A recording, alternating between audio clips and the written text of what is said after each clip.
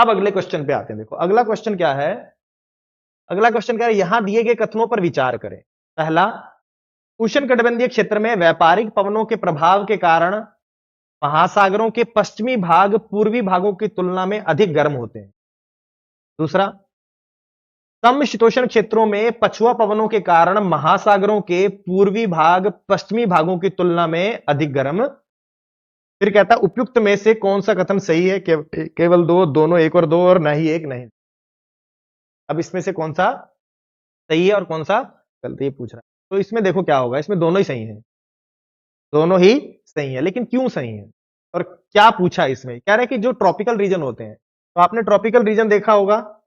देखो ऐसे क्वेश्चन में करना क्या है, ऐसे क्वेश्चन में आप डायग्राम बना लोगे तो ज्यादा आसान रहेगा आपके लिए। एक, अगर हम यहां पर बात करें तो यहां पर इस रीजन में ट्रेड विंड प्रवाहित होती है। तो ये रहा ट्रेड विंड, यूं यहां पर यूं चलेगी यहां पर, और यहां पर भी मैं थोड़ा सा चला देता हूं।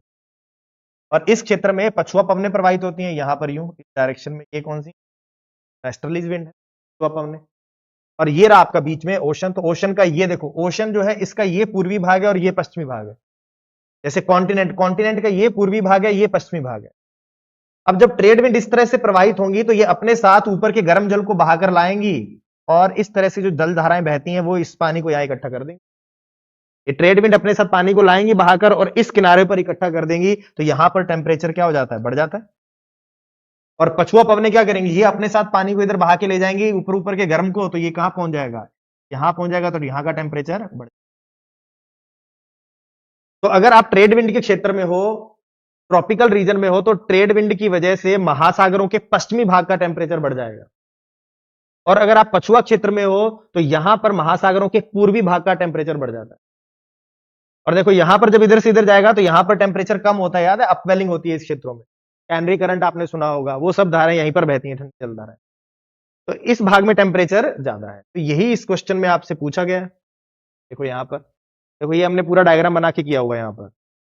ये देखो डायग्राम बना यहां पर। पवन जब भी प्रवाहित होती है तो अपने साथ क्या करेगी, ऊपर के गर्म जल को इकट्ठा कर देगी एक जगह पर। तो वहां का टेम्परेचर बढ़ जाएगा, दूसरी साइड टेम्परेचर कम हो जाएगा। और ये रहा वो डायग्राम अपवेलिंग डाउनवेलिंग वाला।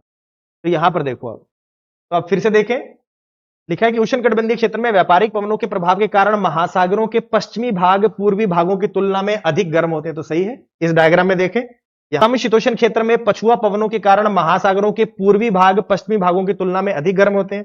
तो ये रहा पछुआ के प्रभाव में महाद्वीपों महासागरों के पूर्वी भाग ज्यादा गर्म है। तो ये वाला भी यहां पर सही है। तो दोनों के दोनों ऑप्शन क्या है, सही है। तो ये वाला सी ऑप्शन, तो ये रहा सी।